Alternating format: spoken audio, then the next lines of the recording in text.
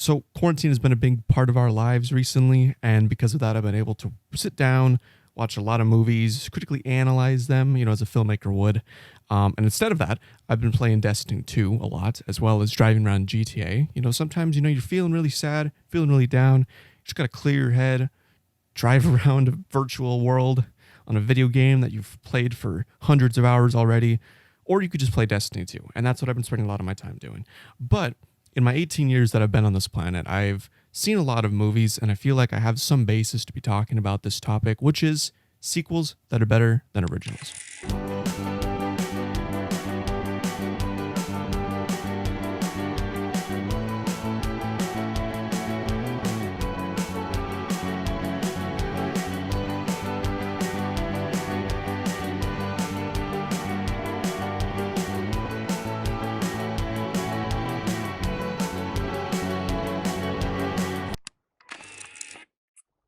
Now, I'm going to talk about this one just right off the bat because I do not want to talk about this, but it is undeniable, and I cannot feasibly not mention this movie in this list, and that is The Dark Knight.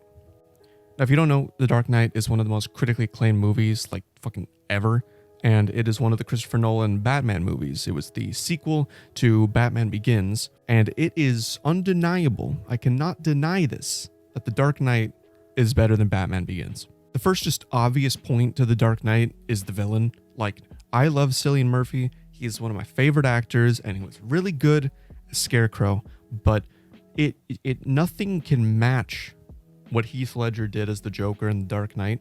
It is completely just like on a whole nother league, and it is at least 50% of the reason why The Dark Knight is as famous and as popular and as critically acclaimed as it is. That man put so much effort and work into the role, and he did it very well. He is the best character in the movie, which I think is really funny because it's a Batman movie, and Batman's not even the best character in his own movie. The Dark Knight also had better action. I'm not as big of a fan of the action scenes in the Christopher Nolan Batman movies, but The Dark Knight is definitely better at the very least than Batman Begins. Like, I've been watching this scene over and over again for Batman Begins, and I can't pinpoint what is wrong with it, but I just know there's something wrong.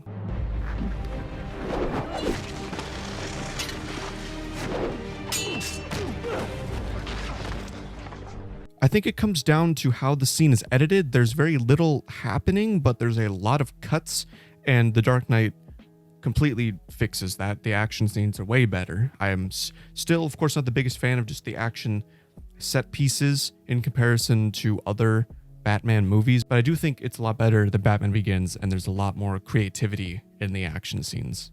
Lastly, the fucking cinematography. Like The Dark Knight has really, really beautiful shots, and I think that comes with Christopher Nolan really understanding how he wants to approach this Batman trilogy that he's making. The first movie, he was still kind of like easing himself into it, so there was obviously, it wasn't going to be as good as it could have been, but The Dark Knight really shines in its cinematography and its colors and just all the visual stuff that you absorb in the movie. And I think that's a huge plus for The Dark Knight. So now that one's over with, we're going to talk about Terminator 2. Now, some of you may disagree with me, and of course, this entire video is just my opinion. I'm not saying that it's fact, but it's opinion. Remember that. I think Terminator 2 is better than Terminator 1. The first aspect I feel like that sticks out to me the most is how the Terminator is in both movies. In the first movie, he's just kind of this soulless Skynet robot. And in the second one, because he was reprogrammed and because he also has a different purpose of saving John Connor, he comes off as more an actual character rather than just this soulless robot threat. And by the end of the movie, you actually care for him when he sacrifices himself to stop Skynet. And I feel like that's just a huge plus. I feel like Terminator 2 would have been a lot worse if the character was just another soulless robot with just one mission and nothing really else to his character. Terminator 2 also just like flipped the original Terminator on its head in terms of story. Like, Sarah Connor went from this damsel in distress of sorts to this fucking badass in the second movie. The Terminator, of course, being more human and being the savior of John Connor, instead of this evil robot. And it's essentially this saving John Connor from another robot that is trying to kill him instead of just stopping this robot that's trying. Lastly, I think the action scenes are just way better in Terminator 2. Like the scene where John Connor's being chased on the motorcycle by the T1000 in the giant truck is one of my favorite scenes in like all of the movies I've ever seen, because it's just so interesting and fun to watch, and it's thrill riding. It is, I guess that's the best word I can say to describe it. I just think the scenes in Terminator 2 are a lot more action packed and a lot more interesting to watch. And I think that's because they took more of an action movie approach instead of a thriller horror kind of thing that they did in a way in Terminator 1. The next movie is Captain America: The Winter Soldier. And I think a lot of people agree with me on this. The first Avenger is by no means a bad film. It is a great film, and it's a great origin to the character of Captain America. But I feel like The Winter Soldier really stands out, not only in just the trilogy of Captain America films, but in the entire MCU. It's like up there with Infinity War and Endgame for me in terms of for ranking the Marvel Cinematic Universe movies. And there was a few reasons that I feel like The Winter Soldier was just better than the first Avenger. Like The Winter Soldier had new characters that were incredibly interesting. New, quote unquote, Black Widow wasn't necessarily new because she was introduced in Iron Man 2, but her role in that movie, I feel like, was one of the best female leads in an entire MCU. Like her dynamic with Captain America was really fun to watch. And Falcon was just so cool. I feel like Falcon's one of the most underrated characters in the MCU. The dynamic between him and Cap is just so funny, and they just play off each other so well. And I feel like he's just such an underrated character. Like nobody's like, oh, Falcon, he's so cool. Everyone's just like, Falcon, all he can do is fly. I feel like Winter Soldier really fleshed out Falcon's character and made him more than just the guy that has wings and can fly like he was in a lot of like previous animated renditions of Falcon. It made him more of like a down-to-earth character that you actually care for. And if we're talking about characters, fucking Bucky Barnes, man. I know Bucky was introduced in the first movie. He's not necessarily a new character, but his role in this film is very different from how it was in the first film. In the first film, he's just Captain America's best friend. He's the guy who's always there for him. But in Winter Soldier, he's just like the henchman to Alexander Pierce, the villain of the movie, making him like a secondary villain of sorts, and just really interesting. And every scene he's in is just fucking awesome, from like just the action scenes to just dramatic confrontation scenes between him and Cap. The whole dynamic of him and Bucky is the entire foundation for the trilogy of Captain America, and I feel like it's the most important in Winter Soldier because there is that betrayal aspect and Cap discovering that the Winter Soldier is Bucky and trying to figure out what the hell happened over the past like 70 years that they haven't seen each other. I also feel like the Winter Soldier had better action scenes. Like the MCU by no means does not have good action scenes. Like most MCU movies have great action set pieces and they're very interesting to look at. But the Winter Soldier, the way that the fights are choreographed, like especially the scene that everyone fucking talks about from Winter Soldier.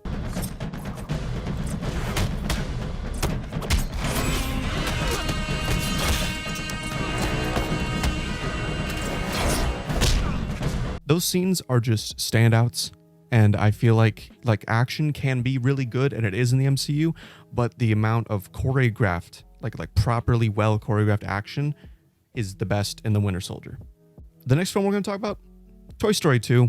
Without a doubt, Toy Story 2 is way better than Toy Story 1, and you guys can fight me on that. I just feel like the story is overall better. Toy Story 1, like it was interesting, and I liked it. Like it was Woody jealous of Buzz, and then they end up at Sid's house and that whole thing. But I feel like the story of 2 is just a lot more interesting because it asks a lot more questions. I guess that's really weird for me to explain it. But Toy Story 2, there's like that question of, you know, what's going to happen eventually if your kid outgrows you, which is essentially the foundation for the villain of the movie, which I actually think is better than Sid from Toy Story 1. I think Stinky Pete is way better because he has a lot more of like a reason to be evil. Sid is just, oh, I'm a bad kid who likes to destroy toys. But Pete is essentially just angry at the world and at humans for not caring as much about toys. And he tries to put that into Woody's mind to bring him with him as like just a toy in a display case instead of being loved by a toy. And I feel like the meaning, the moral of the story in terms of being loved by a human and being there for your owner is a lot more important than the longevity of your life, more like the quality over quantity in a way, I guess, instead of trying to live your longest life, living your best life. And I feel like that's a much more important meaning to Toy Story instead of what was in Toy Story 1. The next one we're going to talk about, and you guys knew this was coming if you know me, my favorite movie of all time, Tron Legacy.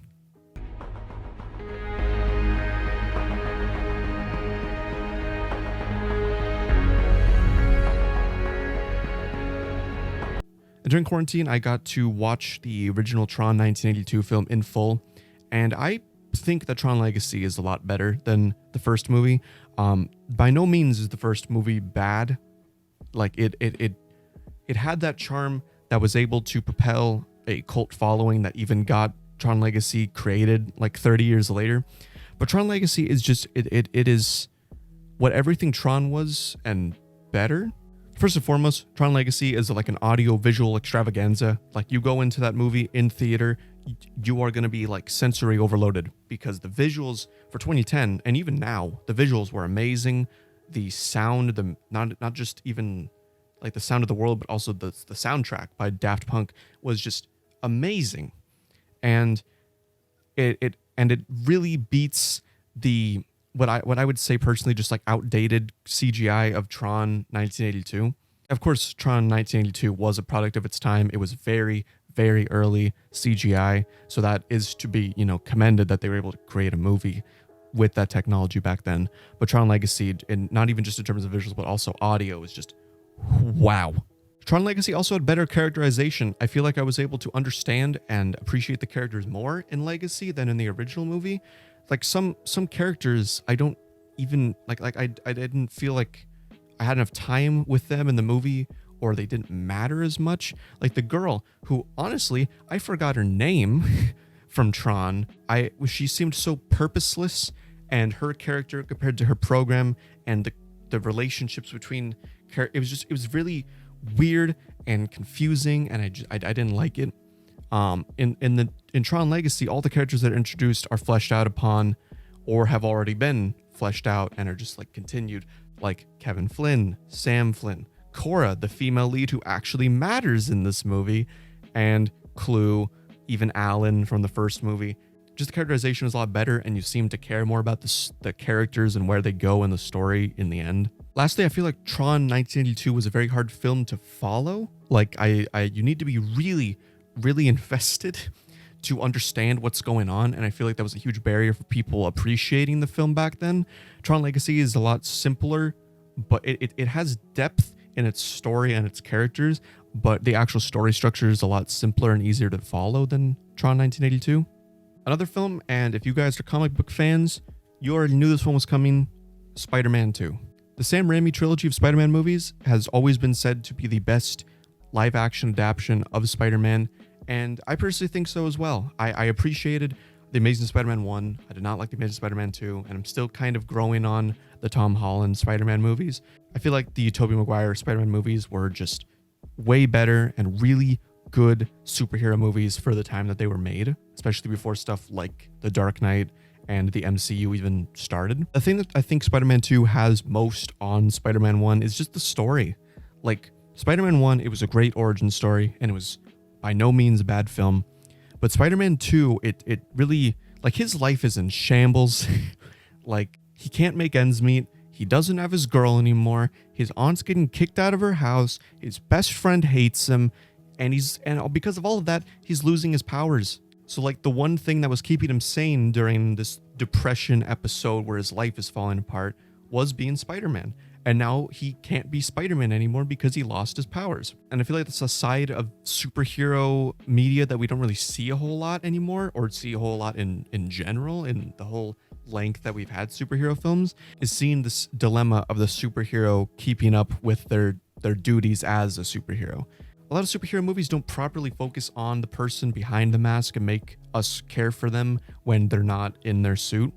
And I feel like that's something that Spider-Man 2 should be commended for, because that is a huge chunk of the movie, and Peter going through this dilemma that of his life falling apart and him no longer being able to be Spider-Man, and it's just this whole clusterfuck. And while all this is going on, Doc Ock, which I think is a better villain than Green Goblin, by no means is Willem Dafoe a bad actor, and by no means is the Green Goblin a bad villain, but Doc Ock just has, there's more of a connection there between him and Peter, because Peter is like this apprentice to Doc Ock, and he sees Doc Ock struggling, and he tries to help him, and he does what he can, but in the end, he becomes a bad guy. He becomes a villain, and he starts terrorizing the city, and Peter feels like it's all on him, it's all his fault, and even in the end, he still can't save Doc Ock. Doc Ock eventually dies. And that's something that Peter has to deal with, because not only could he not stop him from becoming evil, but he couldn't save him after he became evil.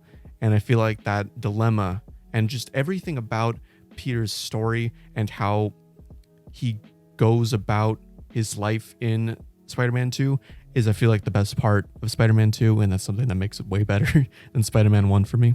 And lastly, the movie you have all been waiting for, the whole reason that I made this video in the first place, the best sequel that has ever been conceived, Shrek 2. You cannot fight me for even a second on that. Shrek 1 is better than Shrek 2. Shrek 2 is a superior film. It's not only the best in the quadrilogy, but it's also way better than Shrek 1. What do you want about? Now, Shrek 1 is by no means a bad film, but I feel like there's not much really happens in the story. He wants his swamp back, so he goes and gets the princess, and the second half of the movie is him just walking back from the castle to the swamp and then having a couple of like altercations on the way. And it's just not as interesting. Shrek 2, you're going on this journey after they're married, and you get caught up in like the family drama, and then that makes Shrek feel bad for who he is. So he goes and consults the fairy godmother, who is the best villain, way better than Lord Farquaad. Her and Prince Charming together, amazing duo. He goes and tries to get a potion, accidentally turns him and Fiona human, and then it's this whole thing where like Prince Charming is trying to pretend to be Shrek because she doesn't know what his human form actually looks like.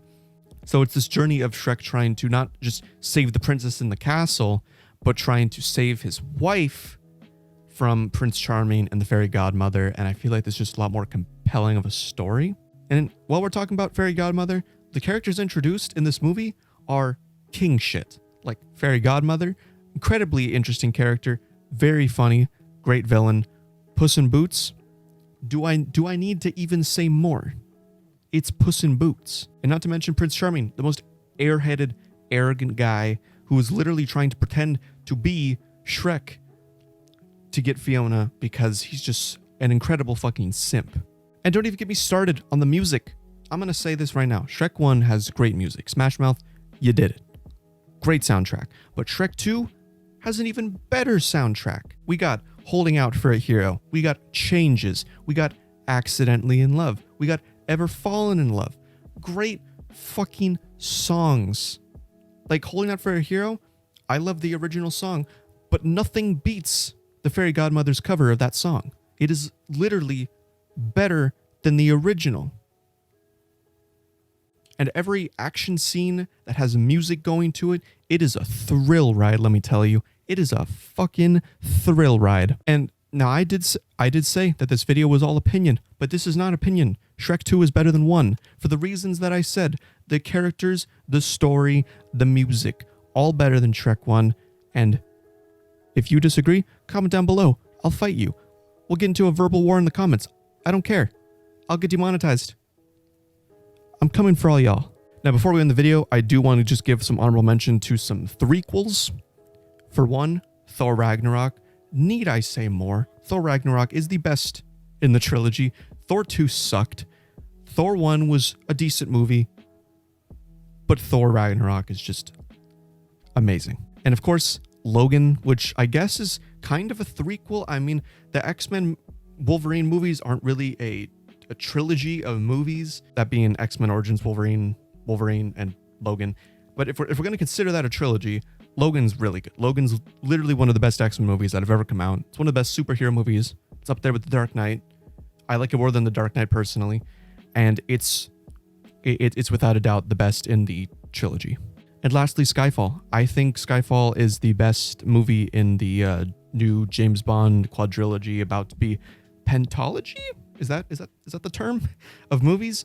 I feel like it really threw the character of James Bond into a different light that we haven't seen before, especially in Casino Royale and Quantum of Solace. By no means are those movies bad, but Skyfall just really takes the cake, and it is way better than Spectre as well, if any of you were wondering.